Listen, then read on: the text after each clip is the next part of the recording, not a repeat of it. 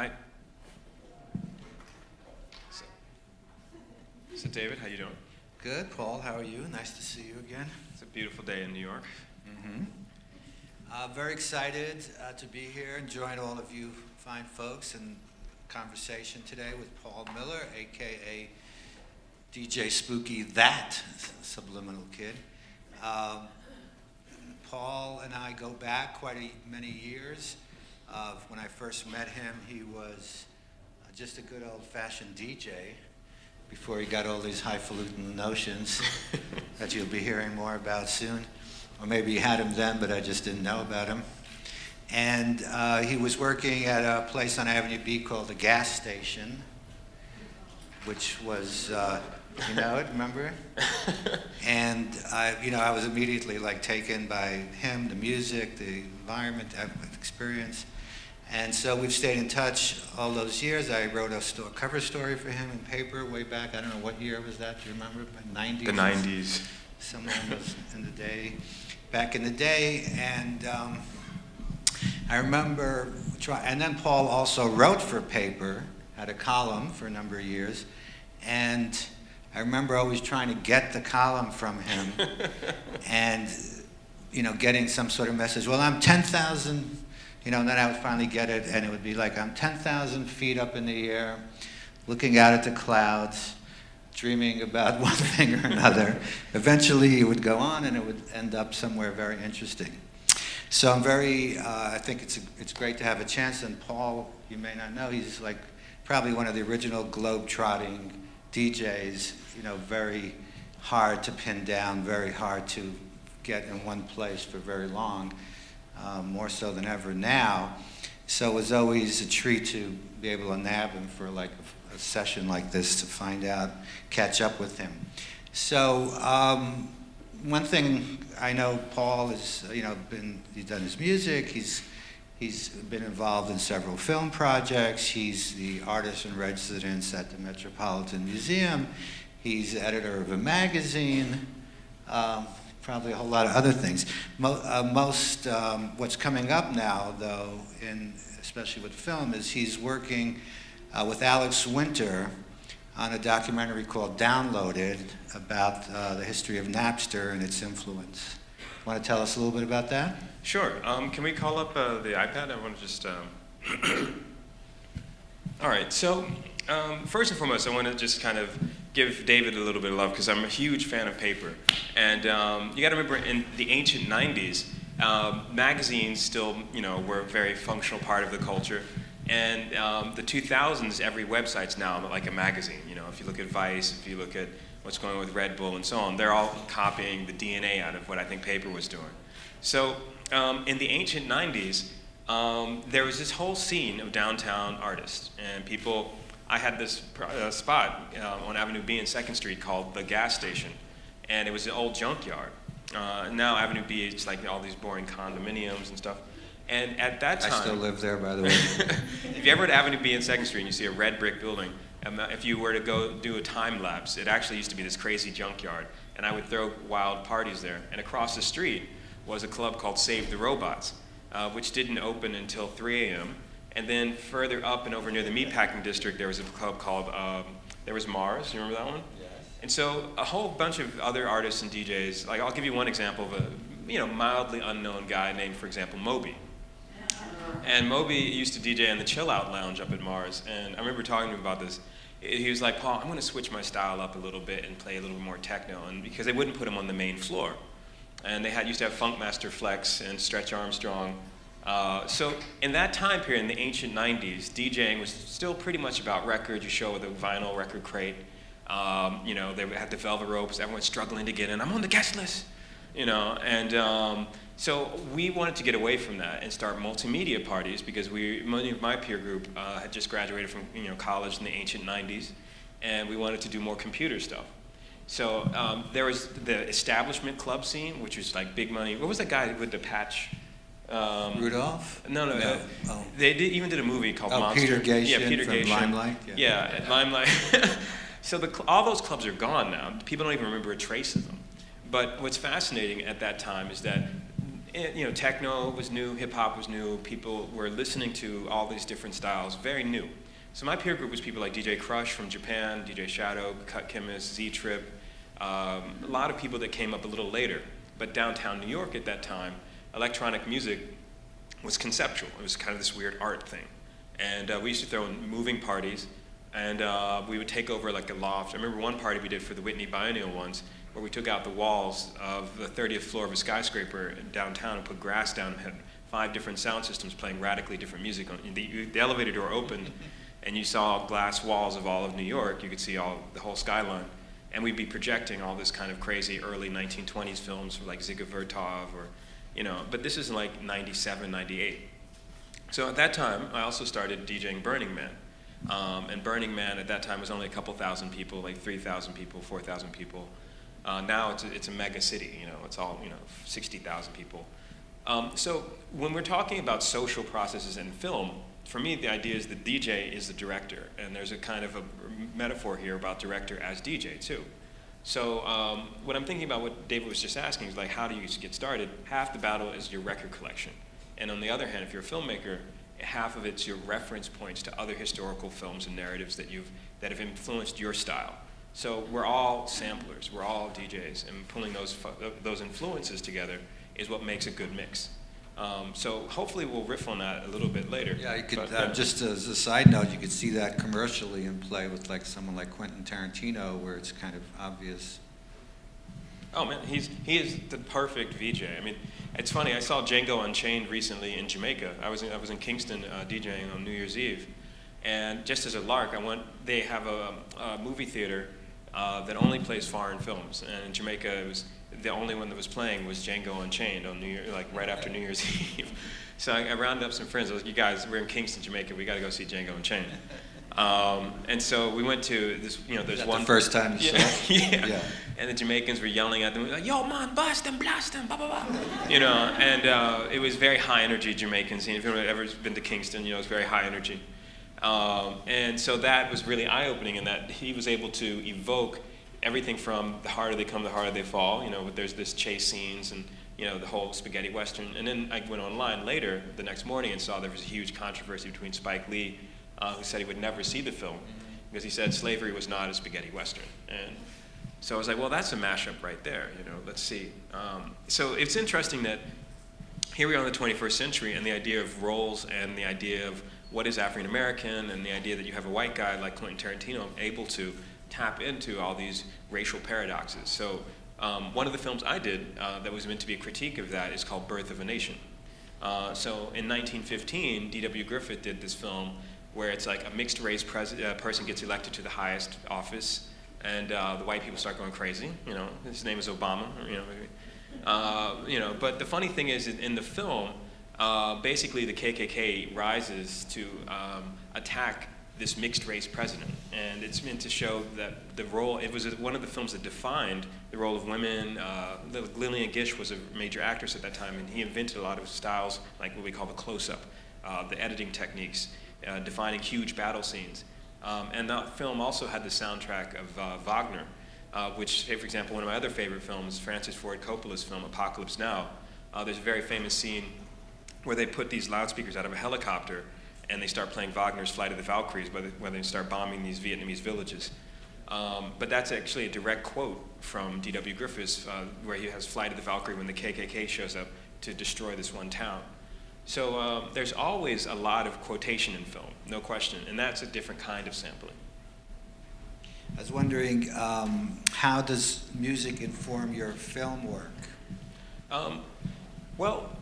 When I was a kid, my dad was dean of Howard University's law school in the late 60s, early 70s, and one of his students was a gentleman by the name of Donald Byrd, who was a very renowned jazz musician. So DC in that time, I grew up near DuPont Circle, and we had bands like Bad Brains, Minor Threat, which then became Fugazi. You had a lot of these skateboard kids listening to punk, even people like Shep Ferry, a whole bunch of people were from this downtown DC scene. And it was like, vegan punk crowd mixing with reggae, Rastafarian guys. You had go-go. The hardcore scene. Yeah, the hardcore scene. And we also had Mayor Marion Barry, I don't know if anybody remembers him, getting put in jail for smoking crack while in office. Yeah, the Capitol, And he got reelected 5 times. So growing up in D.C., one of my favorite pastimes was 2 things: collecting comic books and collecting records. But I also played Dungeons and Dragons, which was not cool. Black kids, you know, they had to play basketball or something. But I was into quantum physics, and I'd stay after and be in like the physics class where my professor, Professor Barlow, was teaching AP physics. So I would think about, like, I guess just listening to records when I was just reading, you know. And growing up in your DuPont Circle, if you're ever near Connecticut and R, that's where our house was. My mom had a store called Toast and Strawberries. And a lot of people, like poets, artists, musicians, would come by our living room and just hang out. And that kind of influenced my thinking about, first and foremost, DC is hyper-segregated. And it's interesting because the DuPont Circle scene is where the embassies are and so on. So I grew up in a much more international context. And when I went to university, I realized, wow, the US is totally, you know, it's like white people there, black people there, and so on. And I was like, that's fucking boring. So I always grew up in a much more multicultural, globalist household. Yeah. And my mom would be listening to, she was the chief art critic for the Kingston Daily Gleaner in Jamaica. So we'd go to Jamaica every summer, and she was writing about contemporary art from the Caribbean. And so that exposed me to a non-American, headspace about multiculturalism, globalism.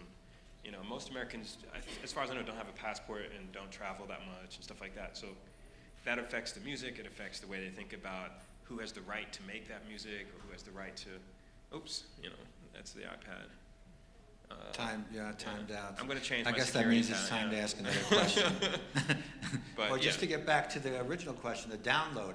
Oh, right. So, so tell us about your experience with that and how you approach it and sort of your feelings about, you're a musician as well with records, and how do you feel about people stealing your music or, all right. of those things. I'm a big fan of Jack Kerouac. He had this phrase, steal this book, so they would put his books in the more bootleg area of the store, but it would be a really big attraction. People would come into the store and actually look for the book to steal. I always thought that was kind of a funny. Growing up in DuPont Circle, again, there was a really good bookstore called Kramer Books. There's another spot called Food for Thought, which is a vegetarian restaurant, if anybody remembers DC in the ancient 80s and 90s. So ownership, and the scene I was coming out of was all about the mixtape. So in the Jamaican scene and then in the hip-hop scene, there was always this sense of like, all right, the best, you would always get the best mixes from the cassettes. And records were actually just, what you listened to, sort of, but you really wanted the full mix. And so Downloaded, this is a film that's narrated with Sean Parker and Sean Fanning. I was a judge for the Webby Awards in the 90s, and we gave Sean Fanning the Webby Award because of Napster's influence. And you have to remember, in that time, the ancient 90s, file sharing was very problematic. It would take an hour to send an MP3, stuff like that. So when he wrote the source code for that, he was about 15 or 16, if I remember correctly. I might be off by a year.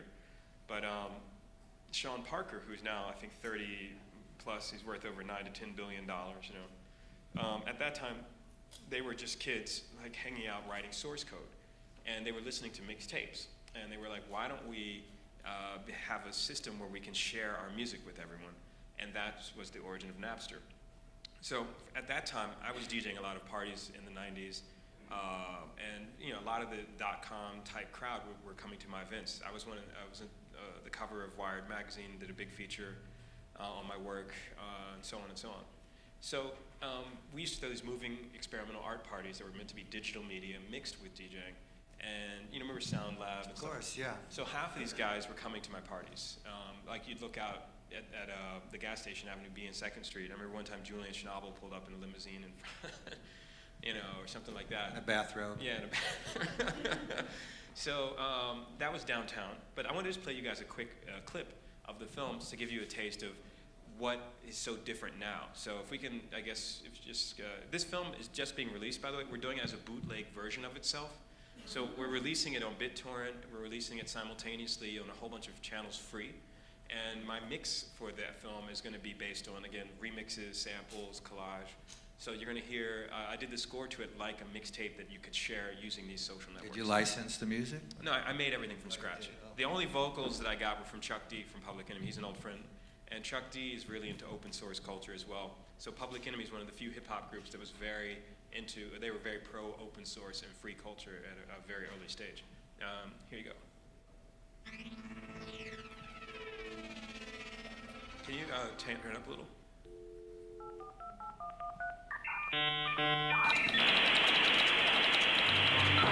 You're talking about revolutionizing the way we use computers. The fact that you could kind of share emotion over the internet, something so important to you, you could just trade so freely. That's what was so profoundly different about the explosion of the internet, was that it was one network. So suddenly you could be connected to everyone. I released an early beta version of the Napster software during the summer, and it spread quickly by word of mouth. It hasn't stopped growing since. Just, wanted to create a way to meet people through music. Music will be ubiquitous, and we believe, you'll be able to get it on your cell phone, you'll be able to get it on whatever the device of the future is. We knew it was a long way off from all the music being available digitally. And then there it was. I just felt like this was one of the great moments in human history. This is a company that is building a business.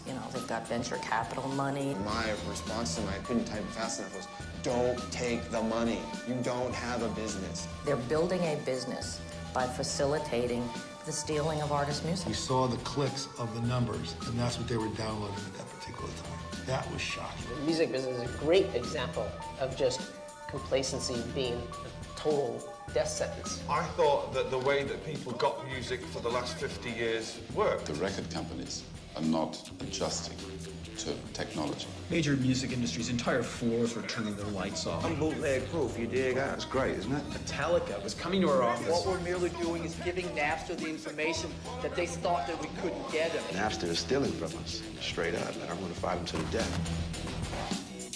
As last fall semester wore on, hundreds quickly turned to millions, with the program spreading across college campuses like wildfire. Nearly 60 million people used the site to swap music files from each other's computers for free.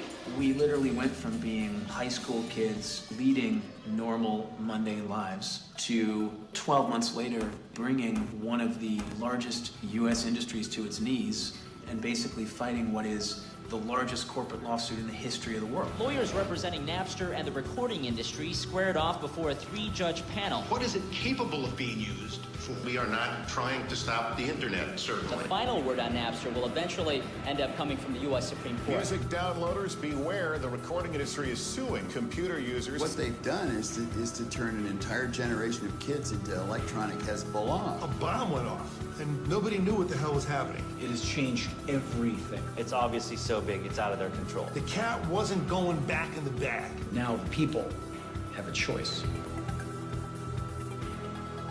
There's no stopping it. This revolution is already taken place.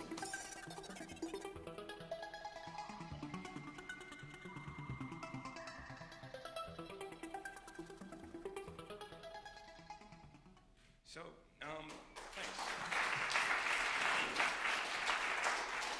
So if you're interested in that, the film, it's not going to be released in normal theaters. We're releasing it pretty much it just came out. We had a big launch at South by Southwest. Thousands of people came out. And we encourage everyone to do bootleg remixes, download it, and just run with it. So I'm a big fan of this idea of open source culture. And I'm highly influenced by Lawrence Lessig, who's head of Harvard University's Berkman Law Center. So he wrote a book called The Future of Ideas. And his other book that inspired his project called Creative Commons. So when you're thinking about film and sound, half the battle these days is about publishing, because normal musicians, everyone's downloading all the music in a way that you're not really making any money anymore from albums. So that's why you're seeing all these reunion tours and everyone's doing more live shows than ever. So with film and TV publishing and stuff like that, you're going to be seeing a lot more bands and stuff breaking a single from licensing it to a TV commercial than they would actually releasing an album and things like that. So, going backwards a little bit into some of your other projects, because this is very different from your more personal work that you've undertaken, whether it's the Antarctic project, where Paul did this talk about Far Out, right? Yep. Where Yeah. That's a good point. That's me in the middle of a rainforest in Vanuatu. That's another project. I was teaching a Tell tribe how to about DJ. that as well. Long story. But a little while ago, basically I took a studio to Antarctica, and I was really interested in this idea of doing a multimedia project about the sound of ice. So I hung out in these huge ice fields for several weeks, about 6 weeks with a backpack, and bought field recording material and so on. Now, many people think about hip hop and techno and so on from the core of the city. And I wanted to see what would happen to my creative process if I went as far from the urban context as possible. And so, yeah, I hung out in Antarctica, and I also went to the North Pole last year, or the year before, sorry. And, you know, these ideas of geography and sound really influenced my work. So what I ended up doing was we had the premiere of this at Sundance, hosted by, let's see if I have a photo of that. I always like keeping photos of things. Yeah, we had a situation where it was a fun scenario because I got back from Antarctica and had a whole bunch of film footage, and the Sundance people had wanted to host a screening of it. And so Robert Redford had it, and we had hundreds of different kinds of ice on these screens. And so it was multimedia, film made into hundreds of loops of ice. And so this was an installation that then went on to go to the Metropolitan Museum, various places like the Tate Modern, and so on. But did you also play live in front of projections? So I'm just curious about your whole, you know, because the range of your approach to the multimedia, which can go all the way to kind of the downloaded Napster-ish, you know, kind of commercial, documentary, you know, not that personal in the same way. But when you do, you know, one of these other pieces where you're standing there, whether you're playing an instrument, your cello, or you're mixing, or... Well, yeah, this is a string quartet that I'm sampling through my iPad software, and I developed an iPad software with a company called Music Soft Arts that lets you DJ from your iPad or from your phone. I'll just show you that really quick. And say, for example, everything you have on your iTunes library, you can just call up and just be able to pull it in like that. And James Brown!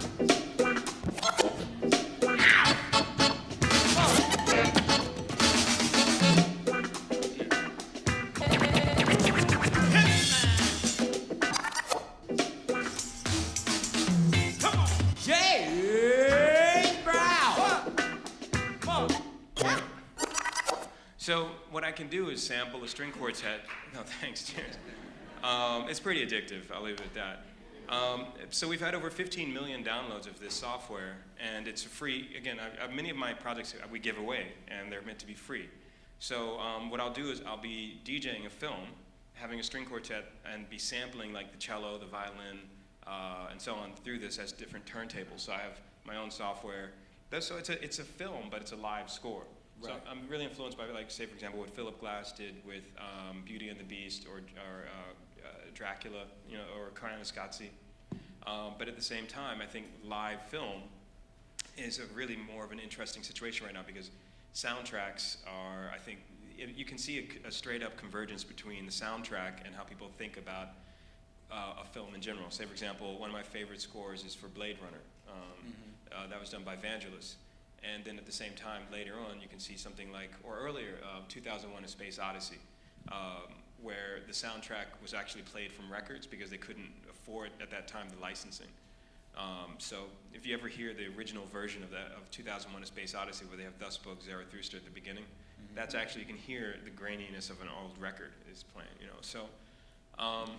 Which is funny considering the movie and what it's all about, right? So let me just play one tiny clip of what the Antarctica project became. So that it was a book, and it's a museum show, and it's a concert. So the idea here is that you have multimedia as a basic vocabulary of a project. So I don't view film as separate from the creative process of DJing. It's more about editing as an art form in its own right. So yeah, we lost the screen again there. Okay, it's fine here. Are you interesting? Okay. Okay, there we go. And then we'll just call it back. Interesting. It won't, when you go to Google Chrome, it cuts off. Let's see if it does it on Safari. Okay, there we go. Interesting. Maybe Google Chrome doesn't talk to projectors. All right, so the project here is all relating to how I think about sampling and collage and landscape. So for example, with the ICE project, I just want to show you, it's a book that became a kind of a film project, and we're going to release it as a special limited edition DVD through my residency at the Metropolitan Museum. But we also had it play, this is the book project, and I work with a quantum physicist named Brian Greene, who does the New York Science Festival. And Brian wrote the introduction to the book, and we did a whole thing about the physics of ice. And then I took that and we had it play, and by the way, I love the idea of free, it's free download. And I released it through the Sci-Fi channel, and it was playing before like stuff like Battlestar Galactica or something like that. I just want to play you a quick clip. I think this always makes me chuckle. There you go, 1 second.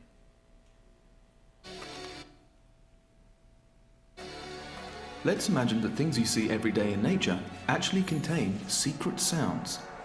DJ Spooky went to Antarctica, and where others heard silence, he heard music.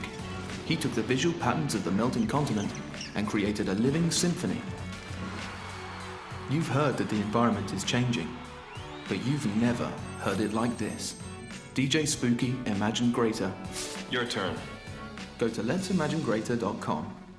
So you'd be watching like Battlestar Galactica with like Cylons bombing Earth or something, and then all of a sudden it would switch these weird environmental commercials where I was DJing with like environmental sounds. And so that was actually quite popular, and it was this, I love the idea of being able to take a kind of a political themed message, because I'm very interested in climate change and the way the arts can help reformat that debate. Because to me it's not a debate, it's really happening, and it's very devastating.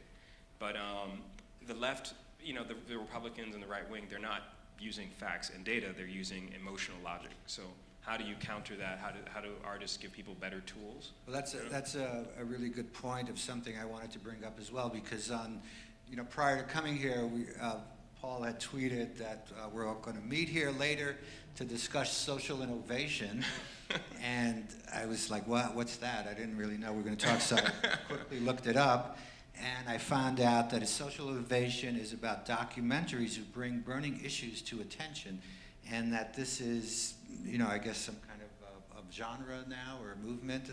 And it made me think about, obviously worth doing in many cases, but how do you walk the line between that and propaganda?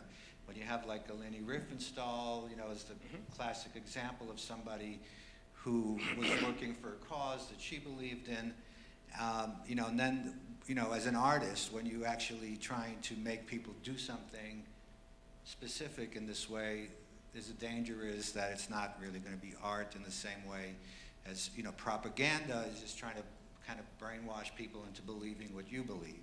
Well, yeah, I definitely, I'm a big fan of propaganda. It's, That's it. Yeah.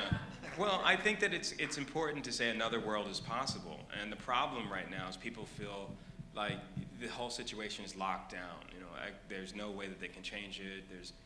But if I think some of the best social movements of the 20th century, whether it was Gandhi's, independence movement in India or Martin Luther King's movement in the South, they had good soundtracks.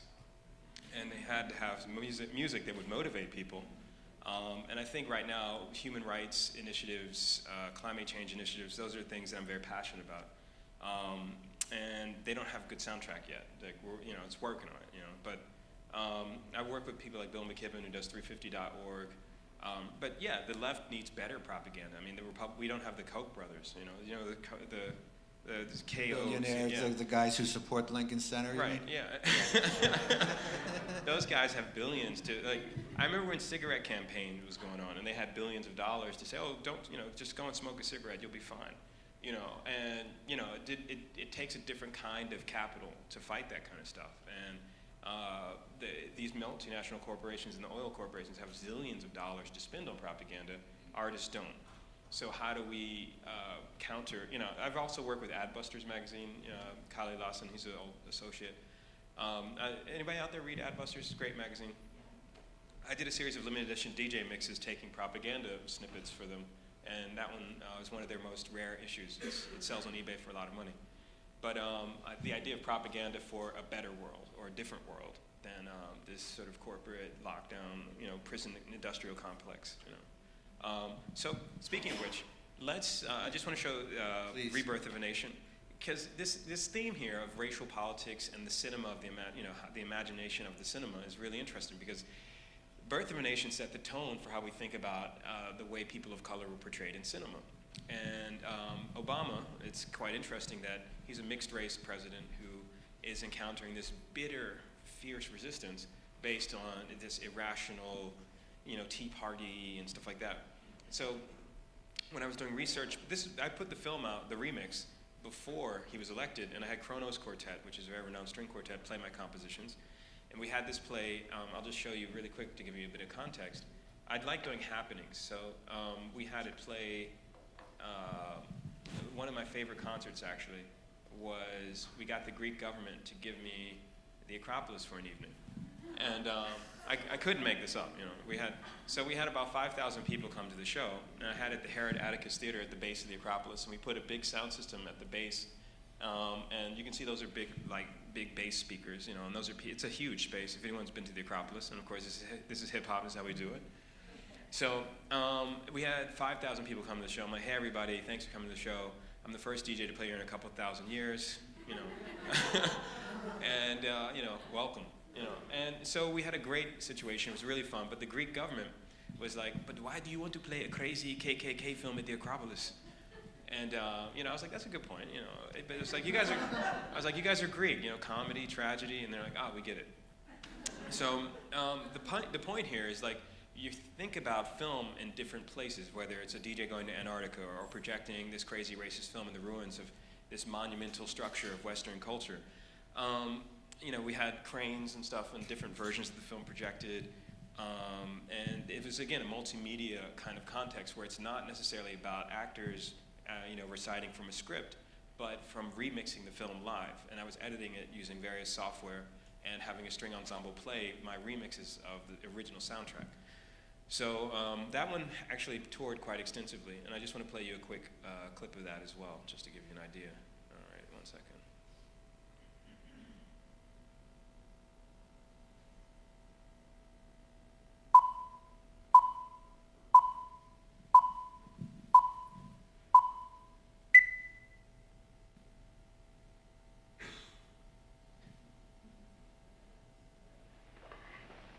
Smoke? Oh, thank you.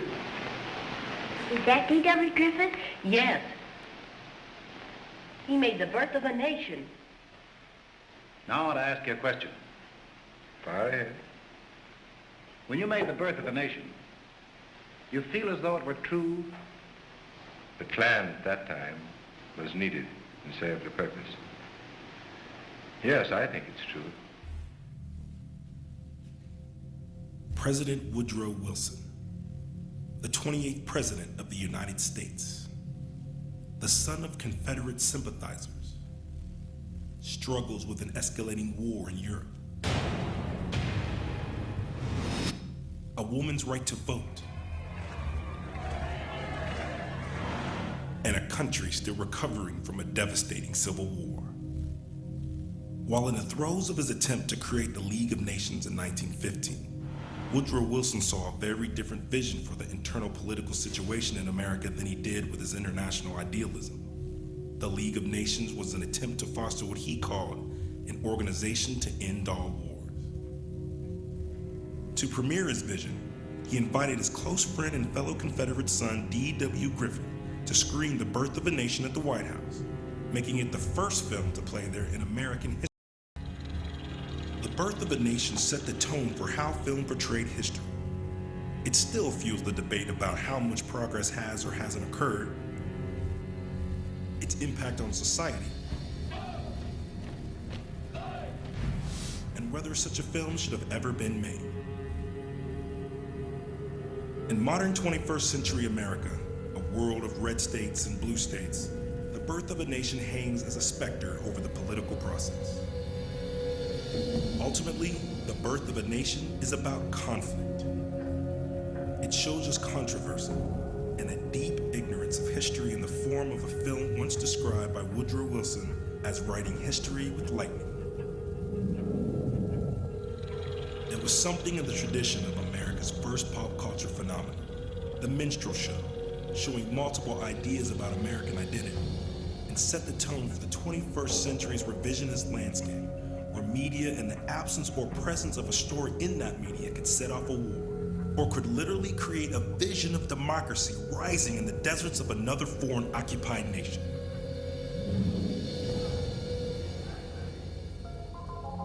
The Rebirth of a Nation looks at Griffith's vision of America tied together with never-before-seen close-ups and innovative techniques, and turns them on themselves to make a film from the viewpoint of DJ culture. The turntable moves to become the projector. The projector becomes the multimedia file. And all of those things look back through history as a digital media where stories can be made as we go. The Rebirth of a Nation is a DJ mix applied to cinema.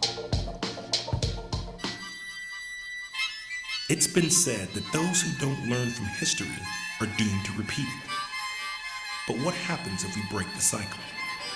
How does Pontius Pilate said truth? What is the truth? Yeah. Big question. So, yeah, D.W. Brown. So that's some propaganda. And Griffith, I mean, he's taught in every history course. Probably people like him, Leni Riefenstahl, and on the Soviet side, Sergei Eisenstein, are three of my favorite film directors because they were precisely people who knew how to push these emotional buttons at the very beginnings or the early stage of cinema. But my all-time favorite, I have two favorite directors, Méliès and Orson Welles, both of whom were magicians.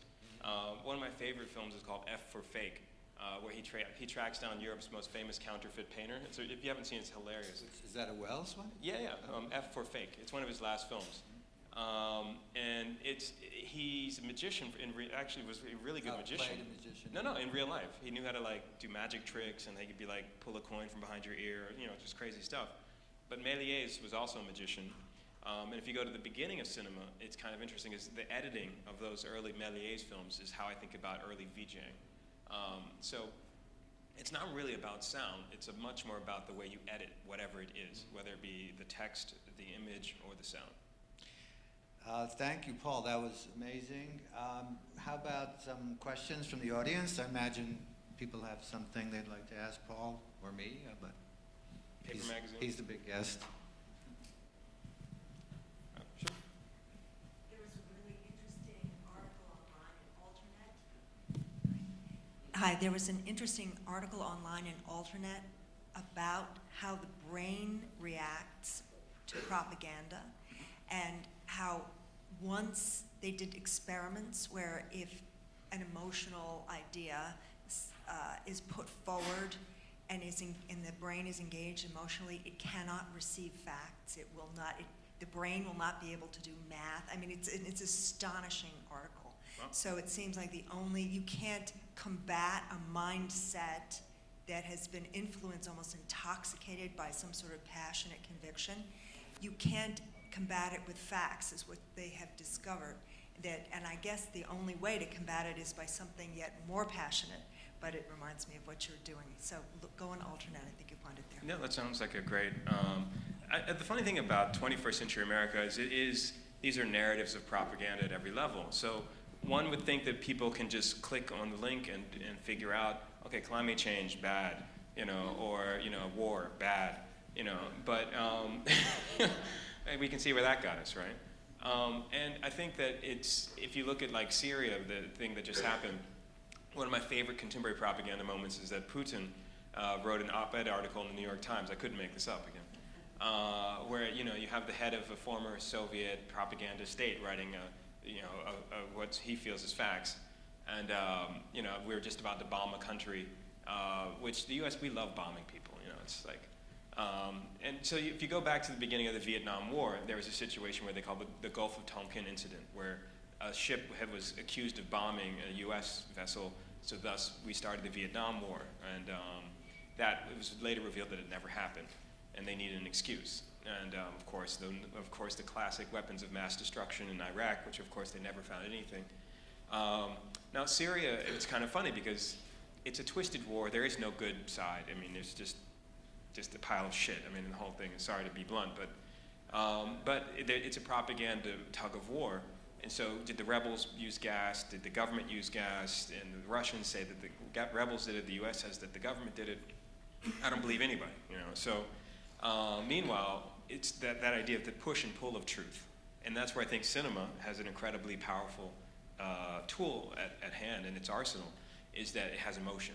And that's what, it's kind of an interesting thing, because when you really think about some of the more powerful films recently, like Beast of the Southern Wild, that was one of my favorite recent films. I really liked Harmony Korine's Spring Breakers. They're not necessarily epics. I mean, the more commercial stuff like, I don't know, Harry Potter or The Lord of the Rings. But these kind of micro-granular films that are seeming to dig into the texture of interiority. I'm a big fan of Christopher Nolan, like, Memento. It's one of my favorite films, where this guy can't remember, and he keeps having to write his memories on his skin. And he can't remember more than like 5 minutes, I think, or something like that. It's a brilliant film. If you haven't seen it, I highly recommend it. And Gaspar Noé's Irreversible, where the whole film is done backwards. These are like more interior narrative.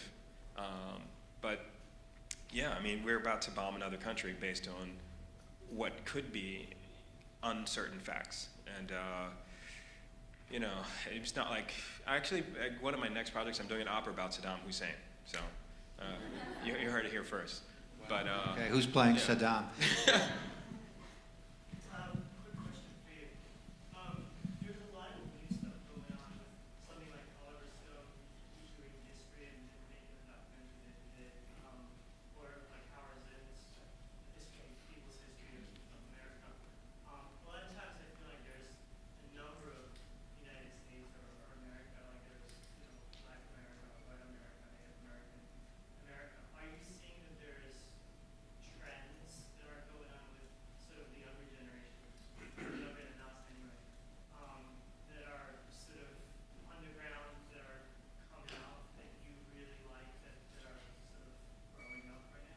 Well, I mean, I think this is the era or the generation mashup. And what a mashup is when you take a familiar song and take the vocals from another familiar song and just put them together.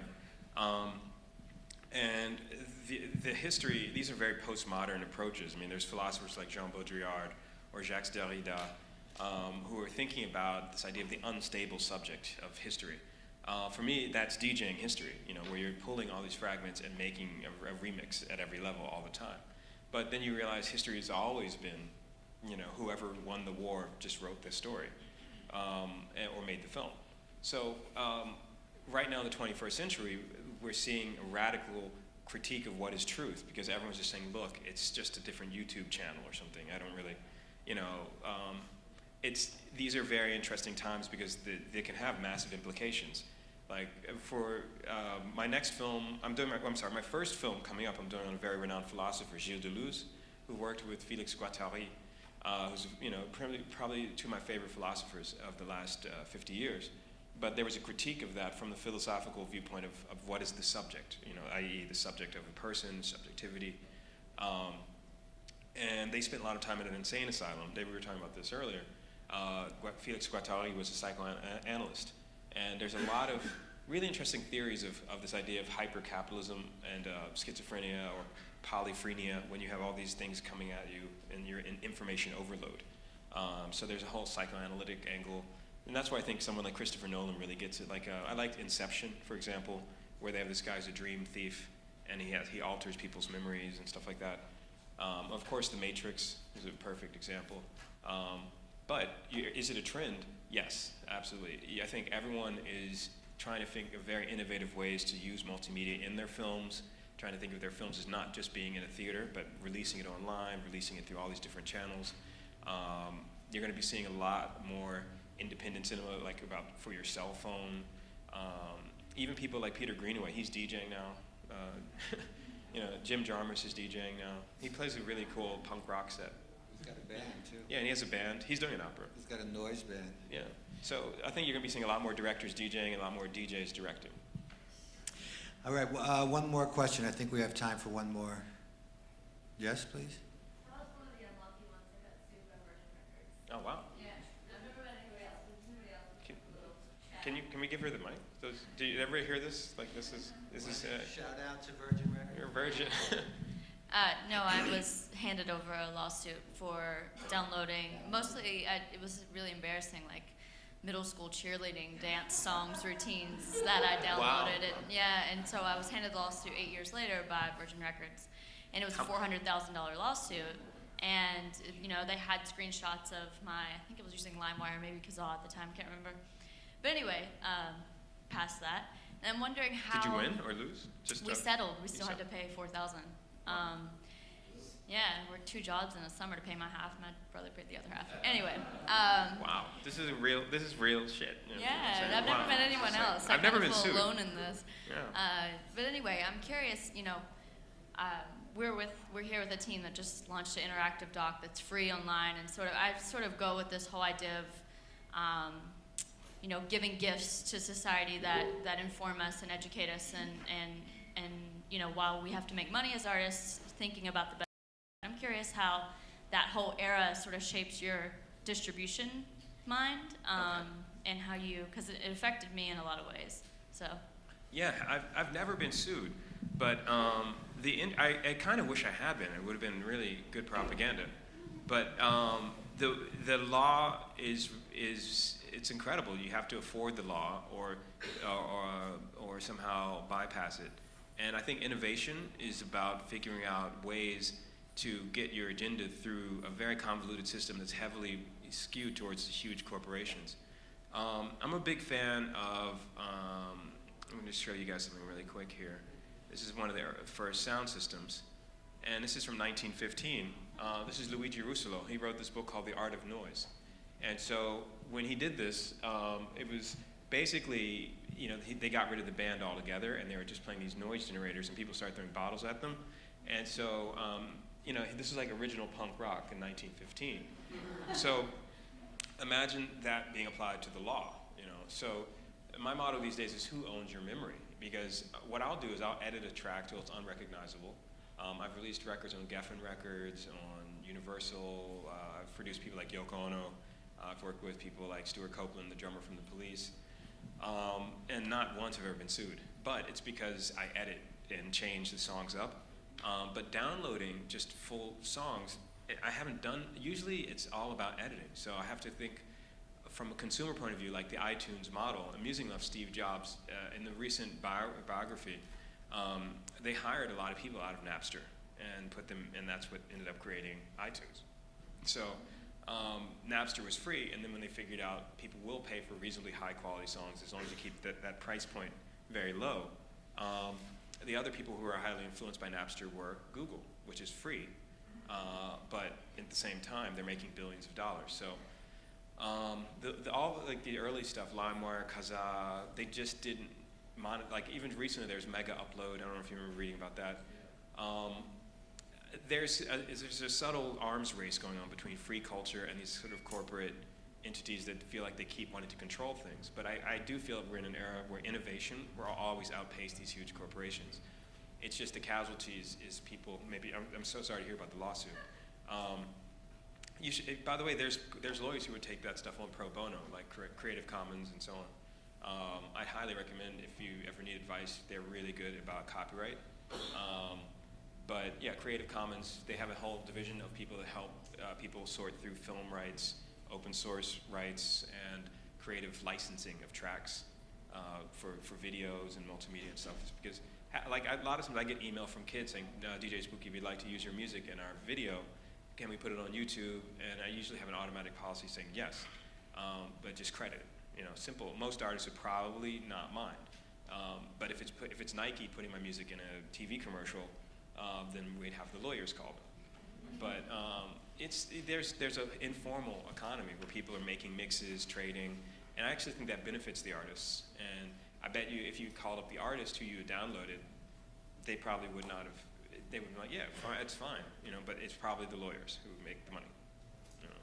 So I think we have to wrap up, but if there's any other questions or comments, the hashtag for this is Film Week, and then I think the Twitter is @IFP, and I'm @DJ Spooky, and David's at David Reports. So David Reporting.